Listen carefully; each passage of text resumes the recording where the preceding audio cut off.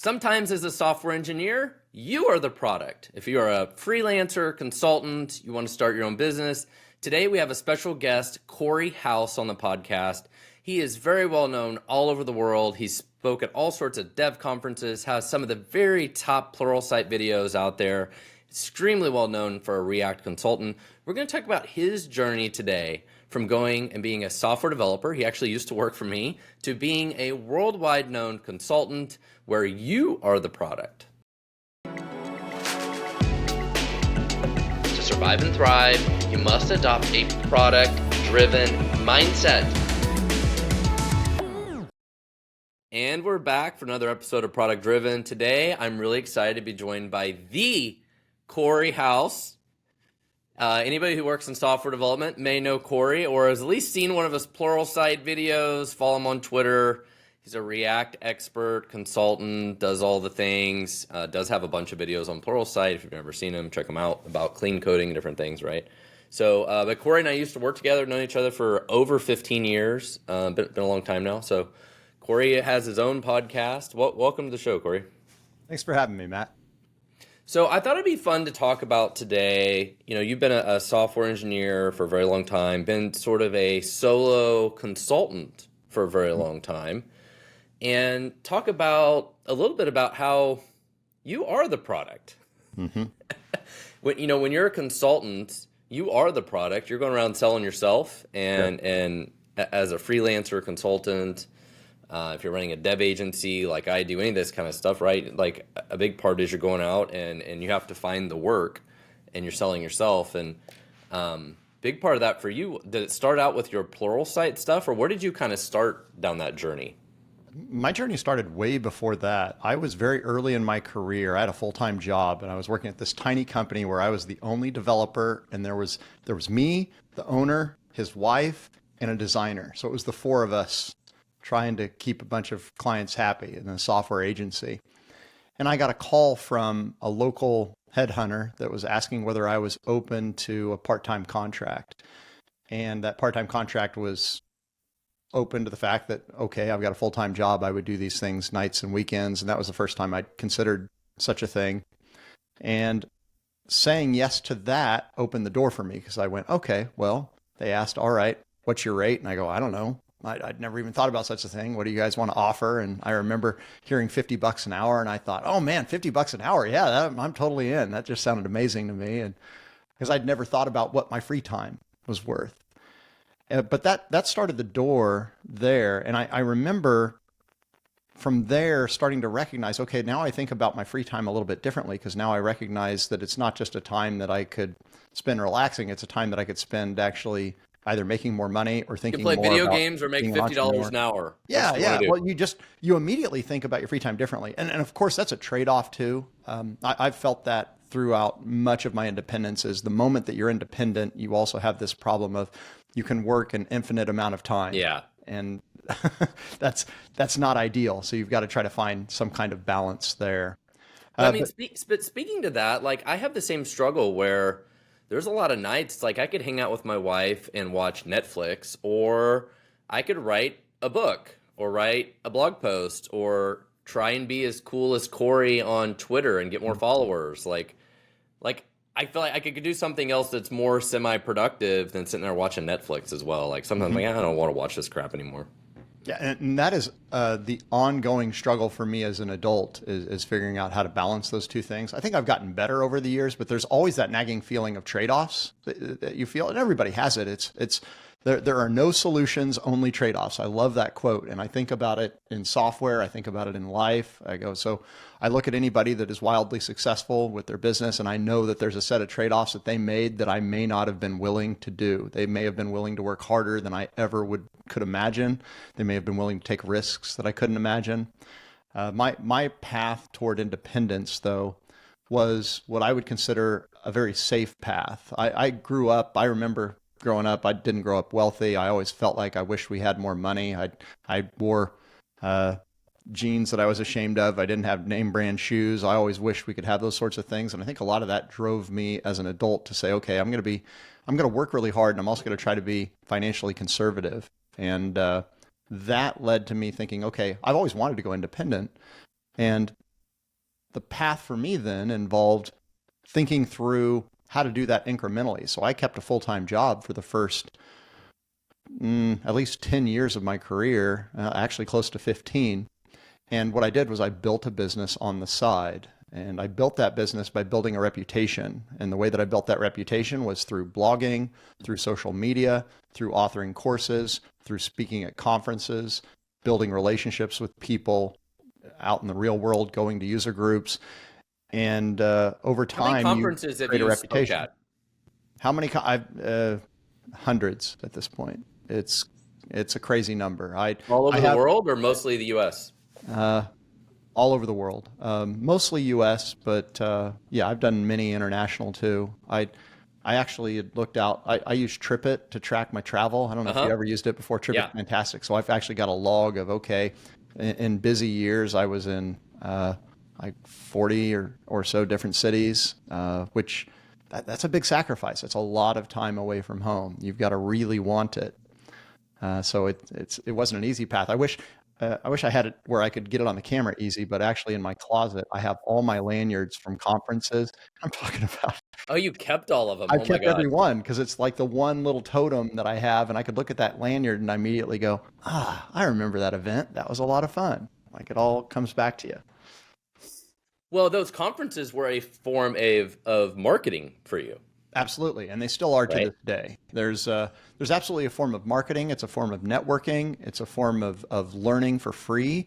It's the opportunity to stand in a hallway and talk to somebody who I normally would have to pay for their time, but now they're willing to just talk to me for free because we're at the same event. We're shooting ideas back at each other. It's a wonderful experience. I'm such a fan of conferences, and I'm hoping that they continue to thrive. It feels like they're on a bit of a decline. They haven't come back to normal since COVID, but they are slowly coming back. I don't know if we'll ever get back to the heyday, but I do feel like there's something really special about being together with people in person. That people just, you can talk to somebody online for a long time. You can work with people remotely, but once you're in person and you break bread together, there's a connection Yeah, that's more special.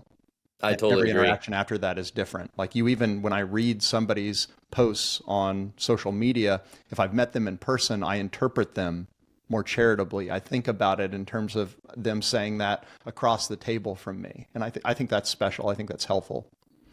So the conferences that you were doing, was it originally for marketing for your React consulting, or was it just you like to be a speaker and it was more of like a passion of just wanting to speak, or where you're like, no, I need to do this for marketing? It's a couple of reasons. A lot of people don't know, like early in my adult life, I was struggling with just social anxiety. I think I had just general anxiety from having that very stressful job, but I also at the same time, my first That son was stressful born. job was not working for me, by It the was way. not. No, Okay. this was when I was the only developer and I knew PHP pretty well, but they asked me to start doing C# and .NET, and I was new to that and I had nobody to ask. This was when Stack Overflow didn't even exist yet, so I was going around to forums trying to figure things out. It was without anybody to mentor me, it was very stressful, and that ultimately sort of spiraled for me for a while where I was just really struggling. And I remember there was an announcement for a local conference, totally free, and I attended. And when I attended, I had never had that experience before, and I actually walked into the lunchroom at the local conference here. This was Kansas City Developer Conference when it was new, it was free, it was a smallish event, but I was very intimidated to walk into the lunchroom and just sit down at any table. I finally decide to just sit at this table and I sit down and immediately they start asking me, they go, so what session are you presenting? And I realize I accidentally sat down at the speaker's table. Oh crap. Now I'm in the deep end of the pool. But that little coincidence right there was actually really helpful for me because they were kind enough to go, well, why don't you speak about something? I'm sure you have something to teach. And they encouraged me, and that planted a bug in my ear where I go, okay, next year I'll go ahead and submit an idea. It got accepted and I started. But no, I mean, it's a lot like when I started authoring courses. It was something I wanted to exist in the world. I didn't do it for the money. And over time, I would say these days that money is definitely a piece of it for me simply because I've had enough success that now you sort of, if there wasn't money involved, it feels like that's a measure of success. It's sort of a dial on the dashboard for me.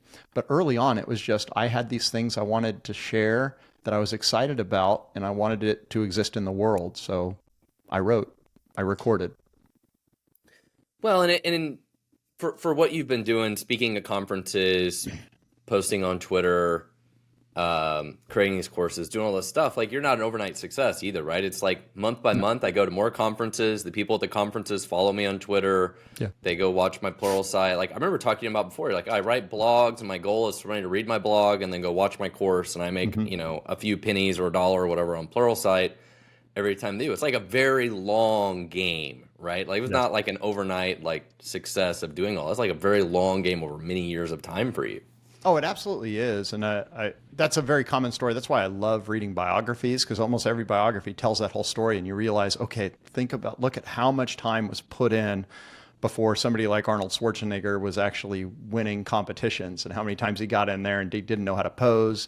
He wasn't doing everything that he needed to do to actually get there. And that same thing happened with me. Now, I did get lucky. Like my first course on Pluralsight actually ended up getting to #1 for a while, which was absolutely crazy to me. And they had a lot of courses at the time. So that was a very big deal. But the fact that it got there was because I had done so much pre-work before that. And I was doing everything I could to try to go, okay, what is the best thing that I can produce here? I spent a huge amount of time trying to increase my chances of it going well. But again, that was because I just really had this thing I wanted to create. At the time, I didn't know that it was going to be lucrative. That proved to be the case over time. But it was a pleasant surprise. So, you were able to monetize some of that, right? You're making some money from the Pluralsight from that, but you're still doing the conferences, you're doing all this other stuff. Yeah. Did that drive a ton of business for you for your React consulting? Like you always had clients, you never had to worry about it, or was it still a fight to find clients? I feel very lucky that it's never been a fight, but the reason it hasn't been a fight is because of a couple simple things. I can go back to a story from years ago. So I was working at Vin Solutions, this is Matthew's company. And so when I was at Vin Solutions, I really did have a vision for going independent, but I also loved my job. I loved my boss. I was a principal engineer. I had tons of autonomy. I could do all sorts of things that were really cool. And also, I was allowed to go to conferences, and they encouraged it because I would go to conferences and learn things. Then I'd come back on the job, and we'd all use those ideas that came back. It was a way to level everybody up by getting new ideas from people. But in that situation, I end up going to a lot of conferences, and I just found that really enlightening, being around all those sorts of things, and it. Ultimately, as those courses come out, I realize over time that they're a funnel. And to give you an idea of how much sort of thing is a funnel, when I was in that full-time role, I set up a website just to describe myself on my blog as a general consultant. I said, okay, I'll do software architecture. I'll help people with automated testing, with configuring CI, all these sorts of things. And I listed what I did. And I remember after setting that up that year, I got 2 companies to reach out to me. And I go, okay, well, that's something. But then I'd done a lot of reading about marketing. And in fact, I actually have a double major, and my majors are CIS and marketing. And I think that's really helped me as an independent, understanding product, price, place, promotion, like the big 4 keys of marketing. And what I realized was I needed to be a specialist so that people would actually seek me out. So when I was in my full-time job, React was launched, and it was competing with Angular at the time. Choosing between Angular and React at that point was really difficult because Angular was established. Angular 1 was huge, whereas React was this new thing from Meta. Nobody trusted Facebook's open source. They didn't have any history there. Well, I changed my whole marketing strategy. I set up a site called reactjsconsulting.com. I described myself as a React specialist. I explained what I knew. And at that point, I had also started authoring some courses, so I had some proof around that. And I remember here I am with a full-time job, and in 1 year I had almost 50 companies reach out to me. Oh, wow. Which was crazy. So it was more than I could handle. So what I did was I said yes to a few. You increased your rate. I increased my rate. Yes, absolutely. yes. If you're too busy, ladder your rate. And the other thing that happened was I ended up asking my boss if I could take time off, like unpaid time. So I took 3 months away from work. And during that unpaid time, my thought was, I think I can catch up on all this work on the side, and then maybe I'll just go back to my full-time job. But it turned out after 3 months, I actually had more work coming in again than I could handle, because during those 3 months, you know how it is. If you focus on your business, then it grows. So I actually came back after that period. I worked a very short time and said, all right, turns out I need to go, and left on great terms. It was not an easy decision, because I felt like, in happiness level, this is something that probably a lot of people feel. Like, you can have a full-time job that might be an 8 out of 10 happiness, and to assume that independence is going to do a 9 or a 10 feels pretty risky. I mean, for me, it really did pan out, but I know for a lot of people, it might not. Oh, some days it's a 1 out of 10, right? You wake up in the Sure. morning and you're like, why am I doing this? Yeah. Well, especially when you wake up on days and you lose a client and you're going, Yeah. okay, this has left a gap in my my life. And the ups and downs of finances are really stressful. Like, thankfully, by the time that I went independent, I wasn't worried about the financial aspect, because I felt like I had a good foundation there. But it scares me, the people that have heard me, like, I've done conference talks on this topic of going independent, and then I'll have people reach out to me and say, hey, I wanted to let you know, I just quit my job. I'm really excited to finally be independent. I was just wondering if you give me advice on how to get clients. And that is terrifying. I'm going, Get the client first, man. yes, you do Yeah. not build the plane after jumping off the cliff. Get the plane ready first. Well, this is the hardest part of being a freelancer, and honestly, it's the hardest part of every business. It's sales and marketing, but it's the hardest part about being a freelancer, because if you're busy doing the work, you don't have time to go find a customer, right? And it's a really delicate balance of, like, how much time do I spend, networking and finding people and Yeah. building those relationships. So when I do need a customer, I've got some kind of pipeline, I've got some connections, versus being heads down, writing code, doing the work, whatever your service is. It's a very difficult balance. What's lucky for you is you had built this reputation. So I don't want to say you had unlimited demand, but you had a lot of demand and network and connections did that always feel like a safety blanket? You're like, you didn't have to worry as much? Well, this is the way that I thought about it. I love the quote. This is from Tim Ferriss, where he said, risk is the chance of an irreversible bad outcome. And so I thought about the risk of me quitting my job meant that, what is really irreversible? Well, it might be irreversible in that maybe I go out, I'm independent, business comes in for a while, and then it dries up. Well, I'm going to have to go find a full-time job. Now these days, the market always changes. These days, the job market feels tighter than it did a few years ago. In 2025, that's a little scarier. Yes, it is. So, but I recognize, but years ago, that was not the case. There were so many job opportunities. And still to 3 this days day, later, you could have got a job. yeah, and still to this day, I don't worry about it. If I wanted a full-time job, I know a lot of people that I respect, that I feel like I could work with, and I think would be willing to have me. But there is this aspect, though, that people, I think, associate a full-time job with a level of safety that I think is probably unrealistic at this point. I have seen so many instances of people getting laid off, of companies going under, and at that point, all your eggs are in one basket. Yeah. And for me, like, yes, on any given day, I might lose a client, but I look back, over the last 10 years, I just counted this up yesterday. I've worked with 75 companies over the last 10 years. So that's 75 different jobs. So if I lose a job, it's disappointing, but there's another one that's going to keep me busy. So, I feel very fortunate that I have not once paid for advertising. I've not done any traditional things. My take on marketing, on getting business, has always been about create good content, and that content helps people see that you're competent. You help them day to day, and you hopefully come to mind for them as somebody who they can trust in that field. And I'm trying to do the same thing, Cory. Am I coming across competent? absolutely. Yeah. Well, and so you're doing this in the product area, right? And Well, from full scale perspective, right? Like I do a lot of work with, creating content like this and posting on LinkedIn and all this kind of stuff to help drive awareness and thought leadership and hopefully look competent, all those things. Yeah. But it works for our business. It works really well. good. Yeah, and that's the thing is, people hear that sort of thing and you go, man, that sounds like a lot of work. Well, yeah, it is. There's no free lunch here. And the thing that I found helpful, at least, is having a model of consistency. I just had a rule where I tweet every day.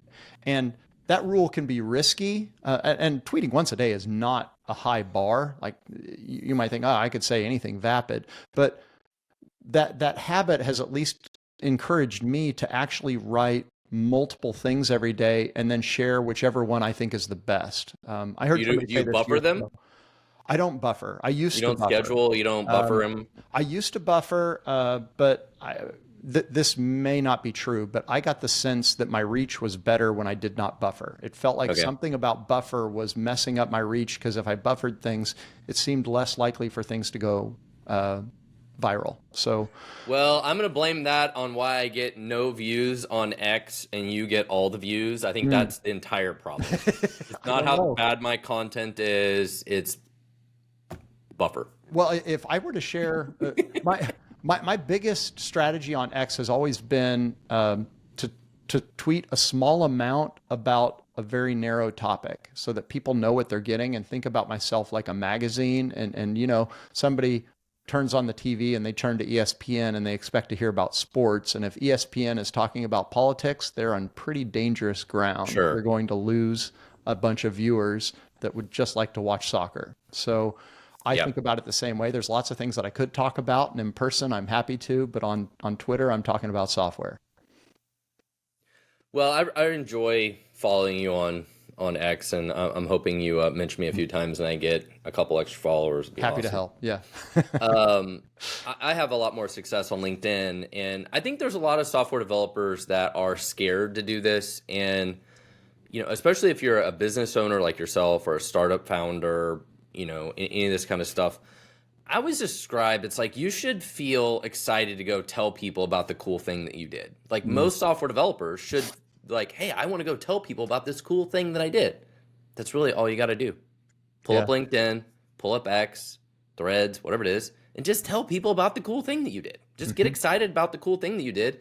And guess what? Other nerds like us will get excited because you're excited. Like that's really all there is to it.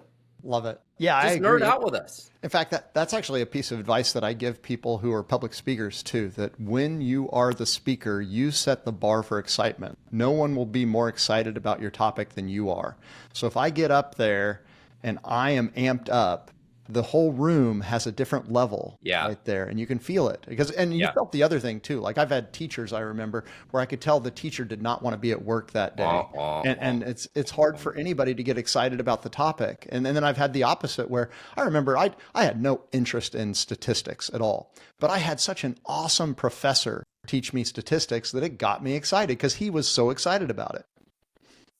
You'd have to be really exciting for me to take a class on JavaScript. Yeah. As an old back-end developer, it's going to take a lot. Yeah, I get it.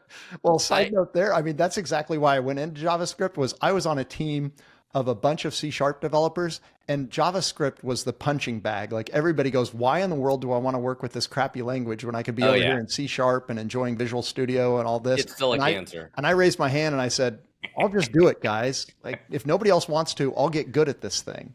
And that Well, gave me a unique advantage.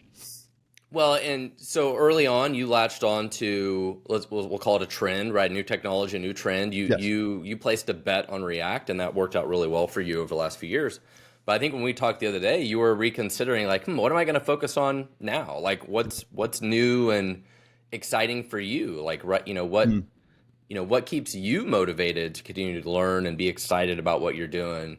Have you thought about switching up, being more focused on AI or coming to the dark side to Vue or something else? Like, I've absolutely thought about those. There's an interesting podcast that I really enjoy by a guy named Morgan Housel. And he wrote a book called The Psychology of Money, one of my favorite books on finance.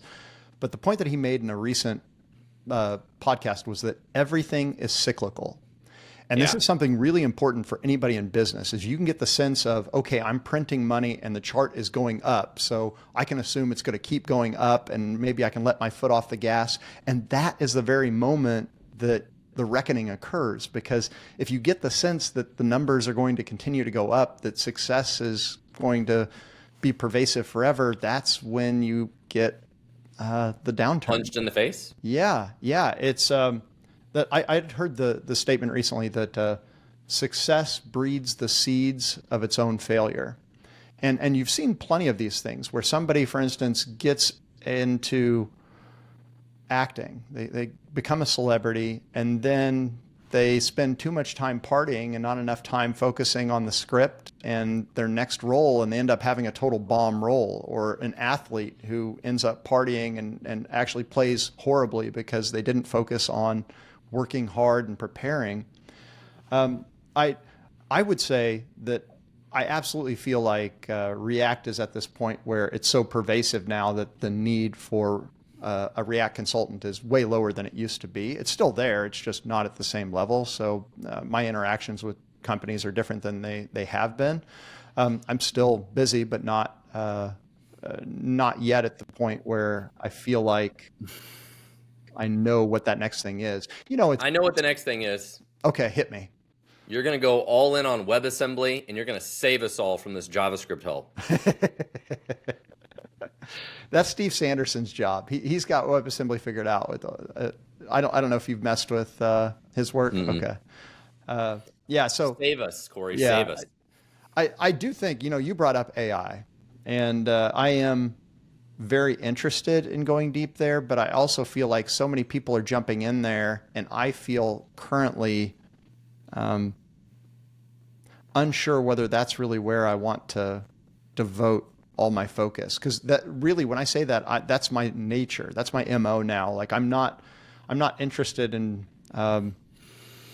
trying to go super broad, because it's very difficult to be an independent and be broad. Like you've got to find the thing that people are going to know you for. And I am broad in that, I've got plenty of experience doing back end work, because I did that for 15 years or so. But in the last many years, I've done mostly front end. So I really think, that's one of the hardest things for anybody, is this feeling of a closing door. And I really like what Jeff Bezos talks about, like look for decisions and think about whether that decision is a two-way door. So a two-way door decision is a decision that I can undo later. So I could, for instance, decide for a while to focus on React, but I recognize that at any given point, I can decide to go be a full stack dev again, or I can decide to go focus on back end or whatever it may be. So it's not permanent. And I say that because for a lot of people, it is very difficult to specialize, because there's this feeling of atrophy. If I specialize in this thing, I'm not going to be as good at these other things. So there's this fear of missing out. And instead, you have to think about, it's a two-way door. I could always go jump back in and get better at this other thing. But for now, I'm going to have to put the blinders on, and I'm going to have to focus on a few things rather than a lot of things. Yeah, I feel like that's such a flawed mentality for software developers, because if you're a good software developer at all, you could pick up a whole new programming language in a few weeks. Yeah.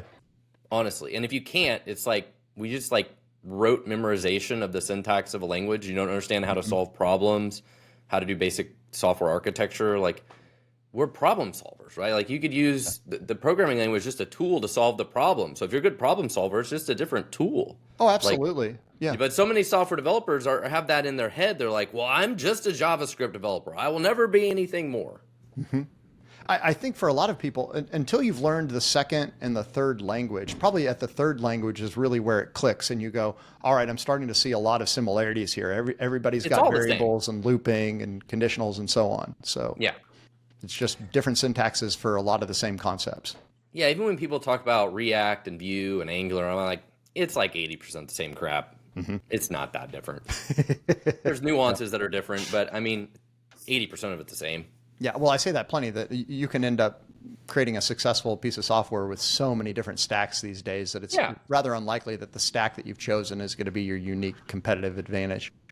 Yeah, I've been playing around with Microsoft's .NET, the Blazor part of it. Yeah. Where you don't have to do any front-end work at all. It's really slick. Like, it's really, really incredible. It reminds me of like ASP.NET Web Forms. But you can still write code that, feels like it's running in the browser, but it's not. And it's pretty cool for the right use cases. It's like really incredible. Like no JavaScript, none. Yeah. Yeah, It's I've talked to good lots stuff. of people that are very excited about Blazor. I still don't get the sense that Blazor's hit the point that it's particularly popular, though, for whatever reason. I think it's great for certain use cases, Hmm.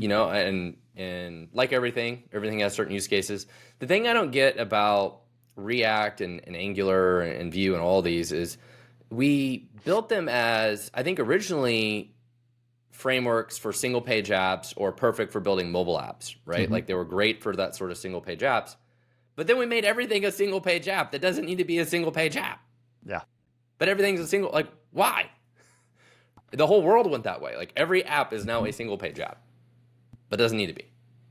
Yeah, it's I don't know how much it's, do you remember when you saw Google Maps demoed the first time where you drug the map and then you saw it load a little bit more of the map Yeah. without posting back to the server? Like that Yeah. was so amazing to me. Like, it opened my eyes. I went, wow, this totally changes web development. I've got to see how they're doing this and look into Ajax and all that. Like that was Yeah. so exciting. And I think for a lot of people, it was just such a shift that you went, okay, yeah, we're going to use this everywhere. And still to this day, I'm a big fan of the SPA paradigm. And I know there's been a swing back to the server here lately, but I continue to be a big fan of the simplicity of creating a SPA and how easy it is to host and how you just throw an index.html and wildcard route everything Yeah. to it. You go, yeah, this is nice. And I can't help but shake the feeling that there is some of the pushback to the server has to do with people wanting to sell hosting, wanting to sell more complicated solutions in some cases. But Well,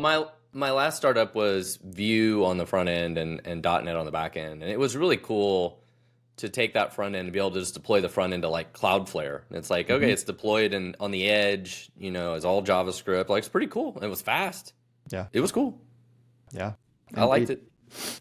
So, well, I really appreciate having you on the show today, Cory. I think it was cool just talking about your journey as a, consultant, sort of freelancer, solo entrepreneur, and a lot of people probably know you from Twitter or Pluralsight, a conference. Like, oh yeah, I know that guy. So, so great to have you on the show today. Thank you for having me, Matt. So, if people do want to learn more, where should they go? Or you're gonna be there wherever they go next week. You're just gonna be there. You can find me on X at HouseCore, and you can find my consultants. Thanks for tuning into Product Driven today. If you're passionate about building user-centric tech products, join over 30,000 tech leaders who receive the Product Driven newsletter directly in their inbox every week. Visit fullscaleteam.com/newsletter to sign up today for our newsletter.